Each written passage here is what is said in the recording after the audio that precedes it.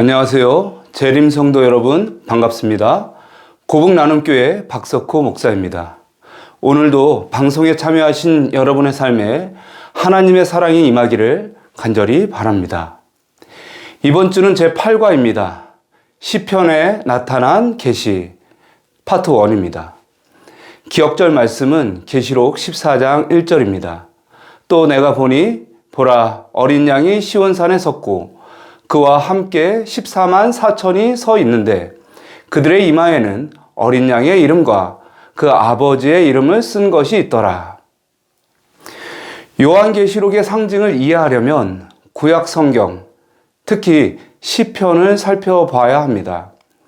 시편은 단순한 찬양이 아니라 죄 가운데 낙심한 인간의 탄식, 하나님의 용서와 구원의 약속, 그리고 임재에 대한 기쁨을 담고 있는 하나님과 인간 사이의 깊은 대화입니다.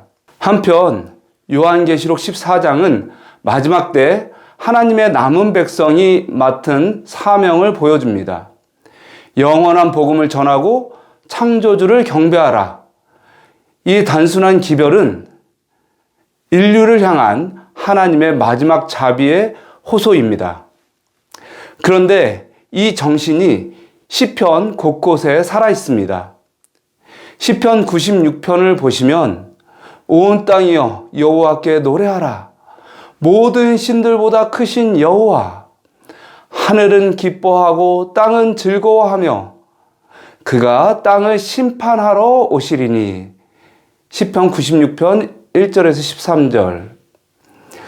이 말씀은 심판의 때에 창조주를 경배하라는 요한계시록의 메시지와 하나로 이어집니다. 다시 말해 마지막 시대의 복음 선포의 중심은 창조주 하나님을 높이는 데 있다는 것입니다. 또한 시편은 성소를 중심으로 하나님의 임재와 구원의 계획을 노래합니다. 시편 77편 13절은 이렇게 말합니다. 하나님이여 주의 도는 성소에 있사오니. 즉 성소는 하나님의 구속의 길, 곧 예수 그리스도를 가리키고 있는 것입니다. 왜냐하면 성소의 중심은 바로 예수 그리스도, 곧 어린 양이시기 때문입니다. 하나님께서는 성소 제도를 통하여 예수님의 십자가와 중보 사역을 선명하게 보여주셨습니다. 이러한 맥락에서 시편은 우리에게 다음과 같이 전합니다. 시편 24편 3절에서 4절 말씀입니다. 여호와의 산에 오를 자가 누구며 그 거룩한 곳에 설 자가 누구인가? 곧 손이 깨끗하며 마음이 청결하며 뜻을 허탄한 데 두지 아니하며 거짓 맹세하지 아니하는 자로다. 이 말씀은 하나님의 임재가 있는 거룩한 곳에 누가 설 수 있는지를 묻고 있으며 그 자격에 대해 분명히 설명합니다. 그리고 이 구절은 요한계시록 14장에 등장하는 장면, 곧 시온산에 어린 양과 함께 선 14만 4천과 깊은 연결을 이룹니다. 요한계시록 14장 1절, 5절 말씀을 보시면 보라 어린 양이 시온산에 섰고 그와 함께 14만 4천이 서 있는데 그 입에 거짓말이 없고 흠이 없는 자들이더라. 바로 이 진리가 우리에게 다음과 같은 사실을 가르쳐 줍니다. 우리는 우리의 공로가 아니라 어린 양의 피로 말미암아 시온에 설 수 있다. 이들은 구속받은 자들이며 그 입에 거짓이 없고 흠이 없는 자들입니다. 그들이 왜 그렇게 되었을까요? 바로 예수 그리스도를 통하여 하나님의 사랑의 법이 마음에 새겨졌기 때문입니다. 또한 죄인을 구원하시는 하나님의 품성에 대하여 시편은 다음과 같이 증언합니다. 시편 34편 18절입니다. 여호와는 마음이 상한 자를 가까이 하시며 중심으로 통회하는 자를 구원하시는도다. 시편 103편 8절입니다. 여호와는 긍휼이 많고 은혜로우시며 노하기를 더디하시고 인자하심이 풍부하시도다. 예, 이 말씀처럼 하나님의 자비는 죄인의 가장 깊은 바닥까지 내려가며 결국 믿음으로 회개하는 자를 높여 하나님의 자녀가 되게 하시는 은혜로 연결됩니다. 그리고 시편은 우리에게 이러한 구속받은 자들이 하나님을 찬양하며 세상 가운데 복음을 전파하는 자로 부르심을 받았음을 보여줍니다. 이는 곧 요한계시록 14장에 등장하는 영원한 복음을 전파하는 자들, 바로 그 남은 자들과 연결되며 이들은 시편의 영성 속에서 그 정신을 배우고 그 기도를 따르며 그 찬양으로 세상에 하나님을 증거하는 자들입니다. 그러므로 시편은 단지 개인의 위로를 위한 책이 아닙니다. 오히려 그 안에는 마지막 시대를 살아가는 하나님의 백성이 어떻게 살아가는지에 대한 모델과 메시지가 담겨 있는 것입니다. 따라서 우리가 마지막 사명에 충성된 자로 설 때 우리는 마침내 요한계시록의 예언처럼 시온산에서 어린 양과 함께 서게 될 것입니다. 이럴서지 우리의 대제사장, 이스라엘의 지도자 모세는 광야에서 성막을 지을 때 자신의 생각이나 창의적인 판단에 따라서 만들 수 없었습니다. 하나님께서는 분명히 말씀하셨습니다. 너는 삼가 이 산에서 내게 보인 양식대로 할지니라. 출애굽기 25장 40절. 이 말씀은 단순한 건축 명령이 아니라 하늘 성소의 실체를 이 땅의 모형으로 구현하라는 하나님의 명령이었습니다. 히브리서 8장과 9장은 이 점을 명확히 증언하고 있습니다. 지상 성소는 단순한 상징이 아니라 하늘에 있는 참된 실체를 가리키는 예표였던 것입니다. 그리고 히브리서 9장 11절부터 15절에 따르면 예수 그리스도께서는 더 크고 온전한 장막을 통하여 곧 사람의 손으로 짓지 아니한 이 창조에 속하지 아니한 하늘 성소를 통하여 자기 피로 단번에 거룩한 곳에 들어가셨습니다. 그리하여 그분은 우리의 영원한 구속을 이루신 참된 대제사장이 되셨습니다. 그러므로 지상 성소는 단지 예배의 장소가 아니라 하나님의 구속 사역을 시청각적으로 가르치는 살아있는 교과서였다고 말할 수 있습니다. 실제로 제사장, 제물, 향단, 떡상, 촛대, 휘장, 언약궤 등 모든 요소는 구체적이고 정교하게 예수님의 인격과 사역을 예표하고 있습니다. 예를 들어 제물은 예수님의 십자가의 희생을, 제사장은 중보자의 사역을, 향기는 우리의 기도를, 언약궤는 하나님의 임재와 율법을 상징합니다. 요한계시록에서도 이 성소의 형상은 다양한 장면 속에 등장합니다. 7 금촛대 사이를 거니시는 예수님, 하늘 성소에 대한 장엄한 묘사, 향이 성도의 기도로 하늘에 올라가는 장면, 하늘 성전이 열리고 언약궤가 드러나는 장면, 이 모든 것들은 구약 성소에 대한 이해가 없이 온전히 해석할 수는 없는 장면들입니다. 따라서 성소에 대한 깊은 이해는 요한계시록의 메시지를 온전히 깨닫는데 필수적입니다. 사도 바울은 이렇게 말했습니다. 그들에게 일어난 이런 일은 본보기가 되고 또한 말세를 만난 우리를 깨우치기 위함이라. 고린도전서 10장 11절. 이처럼 성소는 하나님과의 만남의 자리입니다. 그리고 시편은 바로 그 거룩한 만남의 자리에서 울려 퍼진 인간의 응답이자 신앙 고백입니다.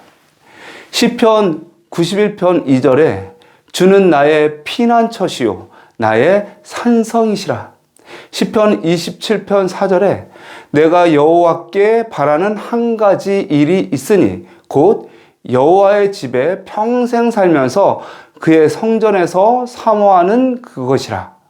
시편 61편 4절에 내가 주의 장막에 영원히 거하리이다.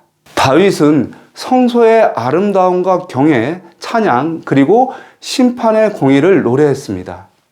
그는 단지 제도적인 제사와 절차를 본 것이 아니라 메시아를 통한 구원의 실체를 사모하며 하나님 앞에 나아갔던 자였습니다. 이러한 시편의 기록은 단순한 감정의 표현을 넘어 하늘 성소에서 지금도 봉사하고 계신 예수님의 사역에 대한 영적 반응입니다. 시대의 소망에는 다음과 같이 기록되어 있습니다. 봉사가 지상에서 하늘의 성전으로 옮겨지고 성소와 우리의 크신 대제사장이 인간의 눈에 보이지 않을지라도 예수께서는 하늘 성소에서 봉사하시는 한편 그의 성령으로 여전히 지상의 교회를 섬기는 자가 되신다. 시대의 소망 166조. 예수님은 지금도 보이지 않는 하늘 성소에서 우리를 위해서 중보하고 계십니다. 동시에 성령을 통하여 이 땅의 교회를 돌보시고 섬기고 계십니다. 그러므로 우리의 삶과 예배는 그분의 봉사를 반영하는 모형이 되어야 합니다. 오늘 우리의 예배와 기도, 찬양과 섬김은 하늘의 청사진을 따르고 있는가? 우리는 예수님의 성품을 닮아가고 있는가?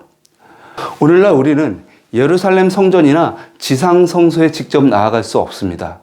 그러나 그보다 더 크고 온전한 하늘 성소로 나아갈 수 있습니다.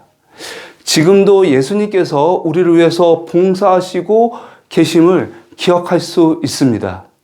우리는 이 성소의 의미를 단순한 신학적인 개념이 아니라 실제적이고 개인적인 신앙 경험으로 연결 지을 수 있어야 합니다.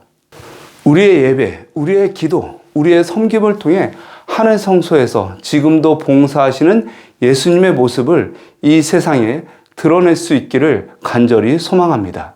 월요일소지 시온 산에서, 월요일소지에서는 누가 시온에 설 수 있는가라는 중요한 질문을 중심으로 구약의 시편과 신약의 요한계시록을 연결하여 하나님의 거룩한 산인 시온산의 의미와 그곳에 서게 되는 자들의 자격에 대해 설명하고 있습니다. 사실 누가 시온산에 설 수 있는가라는 질문은 매우 본질적이고 중요한 질문입니다. 이 질문은 단순히 상징적인 표현이 아니라 영원한 운명을 결정짓는 질문입니다. 시편 기자 다윗은 다음과 같이 묻습니다. 여호와의 장막에 머무를 자가 누구이며 그 성산에 거할 자가 누구오니까? 시편 15편 1절. 그리고 이 질문은 요한계시록 14장에서 놀라운 대답으로 이어집니다. 또 내가 보니 보라 어린 양이 시온산에 섰고 계시록 14장 1절. 하나님의 거룩한 산 시온 위에 서 있는 하나님의 백성들, 그들은 누구이며 어떻게 거기에 설 수 있었을까요? 시온산은 단순히 지리적인 장소 그 이상입니다. 시온은 하나님의 보좌가 있고 하나님께서 그 백성 가운데 거하시는 곳입니다. 이 시온은 예루살렘 성전산과 동일시되며 하나님의 임재와 통치의 장소로 여겨졌습니다. 그리고 요한계시록 14장에서 우리는 시온산 위에 어린 양과 함께 서 있는 14만 4천 명의 무리를 봅니다. 그들은 하나님의 이름을 이마에 새긴 자들이요, 어린 양이 어디로 인도하든지 따라가는 자들이었습니다. 그들의 특징은 무엇입니까? 거짓이 없고 흠이 없으며 정결한 자로서 하나님의 인을 받은 자들입니다. 그들은 어떻게 시온에 서게 되었을까요? 시편 24편에서 다윗은 계시록과 동일한 질문과 답을 던집니다. 그의 거룩한 산에 설 자가 누구인가? 시편 24편 3절. 그리고 그는 이렇게 대답합니다. 손이 깨끗하며 마음이 청결하며 뜻을 허탄한 데 두지 아니하며 거짓 맹세하지 아니하는 자. 시편 24편 4절. 정직하게 행하며 공의를 실천하며 마음의 진실을 말하는 자. 시편 15편 2절. 시편의 메시지와 요한계시록의 메시지가 동일하다는 것을 확인할 수 있었습니다. 하지만 성도 여러분, 우리 중 그 기준을 온전히 만족시키는 사람이 누가 있겠습니까? 누가 항상 진실을 말하고 누가 항상 흔들리지 않는 믿음으로 살았다고 말할 수 있습니까? 성경은 말합니다. 만일 우리가 죄 없다 하면 스스로 속이고 또 진리가 우리 속에 있지 아니할 것이요. 요한일서 1장 8절. 그러나 하나님께서 주신 소망은 우리의 불완전함을 넘어섭니다. 다윗이 질문한 그 시편의 언덕에서 요한은 분명한 답을 봅니다. 어린 양이 시온산에 섰고 그와 함께 14만 4천이 섰는데, 계시록 14장 1절. 그들이 시온에 설 수 있었던 이유는 오직 어린 양, 곧 예수 그리스도 때문입니다. 그분의 피로 씻음을 받은 자들, 그분의 의로 던짐은 자들, 그분의 인도를 따르는 자들이 시온에 설 수 있습니다. 히브리서 10장은 이렇게 선언합니다. 그러므로 형제들아, 우리가 예수의 피를 힘입어 성소에 들어갈 담력을 얻었나니. 히브리서 10장 19절. 이것이 복음입니다. 우리가 어린 양의 공로 외에 시온에 설 수 있는 방법은 없습니다. 하나님은 오늘도 우리를 시온으로 부르십니다. 이 부르심은 단순한 종교적 형태가 아니라 어린 양과 동행하는 삶, 그분을 따르는 헌신의 삶입니다. 시온산에 서 있는 무리는 구별된 무리입니다. 그들은 세상의 유혹에 굴복하지 않고 정결하게 자신을 지킨 자들입니다. 그러나 그 정결함도, 그 헌신도 자신의 노력으로 이룬 것은 아닙니다. 그들은 어린 양을 바라보며 그분의 생애를 따르며 그분의 의로 살아간 자들입니다. 우리는 시온산에 서기를 소망합니다. 하지만 우리의 힘으로 결코 설 수 없습니다. 우리를 시온에 세우시는 분은 오직 하나님의 어린 양 예수 그리스도 뿐입니다. 오늘도 주님의 보혈을 의지하여 그분의 은혜를 따라가는 자가 되기를 간절히 바랍니다. 화요일소지 우리 마음속의 법. 요한계시록 14장과 22장은 말세에 시온에 모인 하나님의 남은 자들에 대해서 이렇게 묘사합니다. 그들의 이마에는 어린 양의 이름과 그 아버지의 이름이 쓰여 있다. 계시록 14장 1절. 성경에서 이름이란 단순한 호칭이 아닌 존재와 성품, 곧 인격을 의미합니다. 그러므로 하나님의 이름이 이마에 새겨졌다는 것은 곧 그분의 성품이 그들의 마음과 생각에 새겨졌다는 상징입니다. 이 화요일 소재에서는 어떻게 하나님의 이름이 우리 마음에 새겨질 수 있으며 그 삶이 어떤 모습인지 함께 살펴보려 합니다. 출애굽기 33장에서 모세는 하나님께 간절히 요청합니다. 주의 영광을 내게 보이소서. 그 요청에 대해서 하나님께서는 내 모든 선한 것을 내 앞으로 지나가게 하고 나 여호와의 이름을 내 앞에 선포하겠다고 말씀하십니다. 이후 출애굽기 34장에서 하나님은 자신을 이렇게 소개합니다. 여호와로라, 자비롭고 은혜롭고 노하기를 더디하고 인자와 진실이 많은 하나님이라. 출애굽기 34장 6절. 하나님의 영광은 눈부신 빛이나 번개와 천둥이 아니라 바로 그분의 인격과 성품입니다.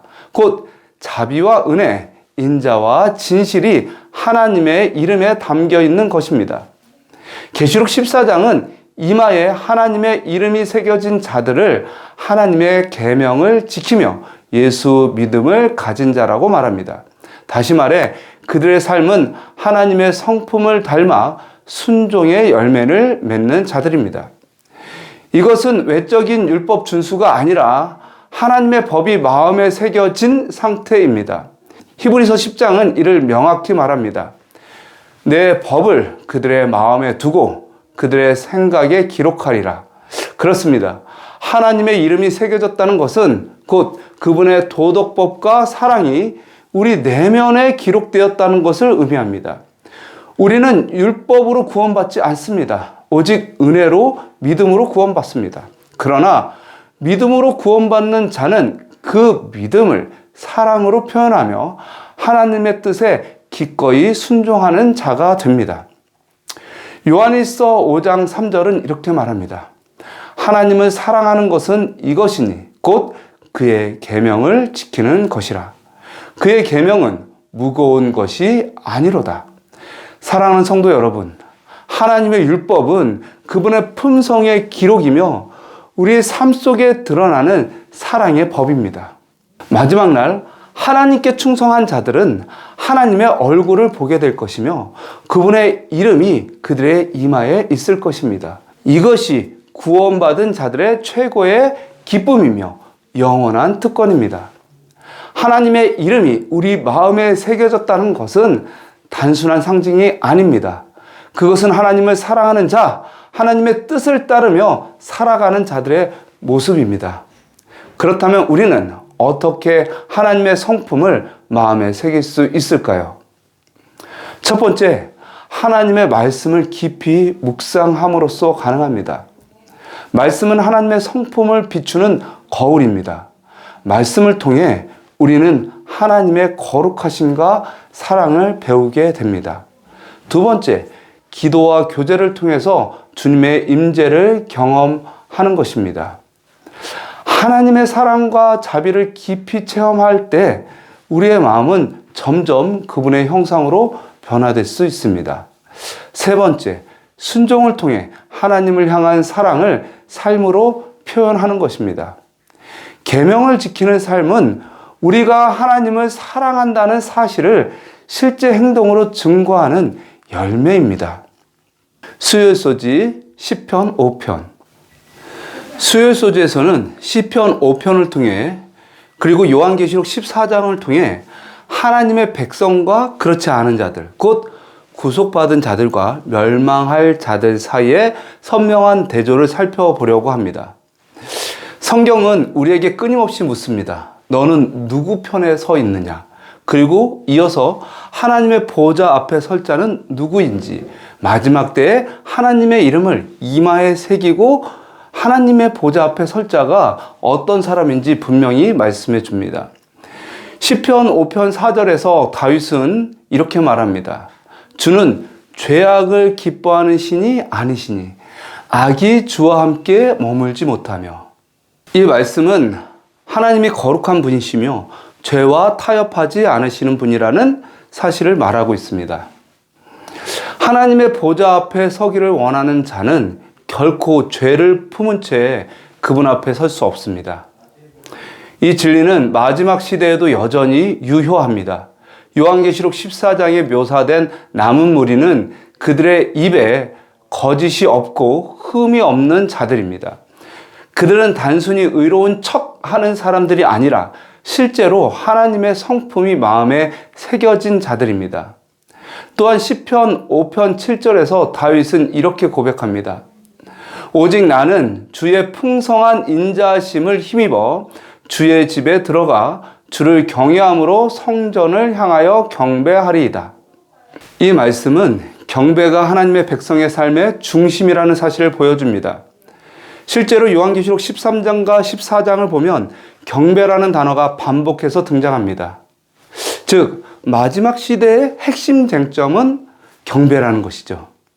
우리는 짐승을 경배할 것인가? 아니면 창조주 하나님을 경배할 것인가?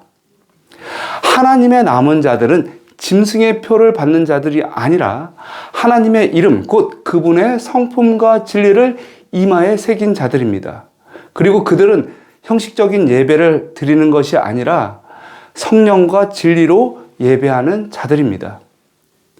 다시 한번 요한계시록 14장 1절을 읽어보겠습니다. 또 내가 보니 보라 어린 양이 시온에 섰고 그와 함께 14만 사천이 섰는데 그 이마에 어린 양의 이름과 그 아버지의 이름을 쓴 것이 있더라. 이미 화요일소지에서 살펴보았듯이 하나님의 이름이 이마에 새겨졌다는 것은 하나님의 성품이 그들의 마음과 생각 깊은 곳에 새겨졌다는 뜻입니다. 그분의 성품이 우리의 내면에 자리 잡을 때 우리는 진정으로 하나님의 백성이라고 불릴 수가 있습니다. 더불어 시편 5편 11절은 우리에게 놀라운 소망을 줍니다. 그러나 주께 피하는 모든 사람은 다 기뻐하며 주의 보호로 말미암아 영원히 기뻐 외치고 주의 이름을 사랑하는 자들은 주를 즐거워하리이다. 여기서 우리는 중요한 사실을 깨닫게 됩니다. 곧 하나님의 이름이 마음에 새겨진 자는 결코 침묵할 수 없다는 것입니다. 주의 이름을 마음에 품은 자들은 주님 안에서 참된 기쁨을 경험하게 됩니다. 그 기쁨은 곧 찬양으로, 간증으로, 전도로 흘러나오게 됩니다. 그들은 하나님의 은혜를 말하지 않고는 견딜 수 없고 하나님의 사랑을 전하지 않고는 참된 평안을 누릴 수 없습니다. 요한계시록 14장 7절에서 남은 자들은 큰 소리로 외칩니다. 하나님을 두려워하며 그에게 영광을 돌리라. 이는 그의 심판의 시간이 이르렀음이니 하늘과 땅과 바다와 물들의 근원을 만드신 이를 경배하라 하더라. 이 외침은 단지 말로만 외치는 것이 아닙니다. 그들의 삶 전체가 복음을 증거하는 외침이요, 하나님의 마지막 자비의 초청을 전하는 거룩한 외침입니다. 이 마지막 시대에도 우리는 하나님의 이름을 이마에 새긴 자들로 담대히 복음을 외치며 하나님의 성품을 삶으로 증거할 수 있습니다. 우리가 그렇게 주님의 참된 백성이 되기를 간절히 소망합니다. 목요일 소지, 죄인에게 주의 길을 가르치소서. 목요일 소지에서는 하나님 앞에 설 수 없는 죄인이 어떻게 하나님의 부르심을 받아서 세상에 복음을 전하는 사명을 맡게 되는지 함께 살펴보고자 합니다. 이 놀라운 변화는 단순한 감정의 변화가 아니라 하나님의 은혜로 말미암아 일어나는 하나님의 부르심과 파송의 역사입니다. 이사야는 주님의 보좌 앞에 거룩하신 하나님을 뵙는 순간 자신의 죄를 깊이 깨달았습니다. 화로다 나여 망하게 되었도다. 나는 입술이 부정한 사람이요. 이사야서 6장 5절. 이 고백은 단순한 자기 비하가 아닙니다. 하나님의 거룩하심 앞에 선 자가 반드시 겪게 되는 자기 인식이며 그 인식은 곧 하나님의 정결케 하심으로 이어집니다. 내 죄가 사하여졌느니라. 이사야서 6장 7절. 이 경험은 다윗의 고백에서도 동일하게 나타납니다. 시편 51편에서 그는 하나님께 이렇게 간구합니다. 우슬초로 나를 정결하게 하소서. 내가 정하리이다. 나의 죄를 씻어주소서. 시편 51편 7절. 정결해진 자는 하나님 앞에서 더 이상 숨지 않습니다. 오히려 이렇게 고백합니다. 주여 내 입술을 열어주소서. 내 입이 주를 찬송하여 전파하리이다. 시편 51편 15절. 정결함을 받은 사람은 반드시 복음을 말하게 되어 있습니다. 하나님의 은혜를 경험한 사람은 침묵할 수 없습니다. 이사야가 죄사함을 받고 정결함을 경험한 후에 하나님은 그를 부르십니다. 내가 누구를 보내며 누가 우리를 위하여 갈꼬. 이사야서 6장 8절. 그리고 이사야는 담대히 대답합니다. 내가 여기 있나이다. 나를 보내소서. 하나님의 부르심에는 목적이 있습니다. 회복된 자는 곧 보내심을 받은 자입니다. 주님은 당신의 복음을 세상에 전할 자를 찾으십니다. 그런데 그 복음을 전하기 위해 가장 먼저 필요한 것은 능력이나 지식이 아닙니다. 그것은 바로 죄사함의 경험, 복음의 감격입니다. 요한계시록 14장의 세 천사의 기별도 동일한 구조를 따릅니다. 먼저 영원한 복음이 선포됩니다. 또 보니 다른 천사가 공중에 날아가는데 땅에 거하는 자들 곧 여러 나라와 족속과 방언과 백성에게 전할 영원한 복음을 가졌더라. 시편 14편 6절. 이 복음이 전파된 후에야 세상에 대한 경고, 바벨론의 멸망, 짐승과 우상에 대한 경고가 이어집니다. 복음이 없는 경고는 무의미합니다. 먼저 자신이 하나님 앞에 죄인임을 깨닫고 그리스도의 피로 정결함을 입은 경험, 이것이 복음 전하는 자의 자격입니다. 구원받은 자들만이 구원을 말할 수 있습니다. 엘렌 화이트는 이렇게 말합니다. 누구든지 그리스도께 나아간다면 자신이 예수님 안에서 얼마나 좋은 친구를 만났는지를 다른 사람들에게 알리고자 하는 마음이 일어나며 구원하고 성결하게 하는 진리를 마음속에만 가두어둘 수 없다. 정로의 계단 78조. 다윗도 이렇게 약속합니다. 그리하면 내가 범죄자에게 주의 도를 가르치리니 죄인들이 주께 돌아오리이다. 시편 51편 13절. 재림성도 여러분, 복음을 먼저 경험한 자는 반드시 가르치게 되어 있습니다. 전하게 되어 있습니다. 복음은 우리를 변화시키고 변화된 우리를 통해 세상을 변화시킵니다. 우리는 여전히 부족하고 여전히 실수합니다.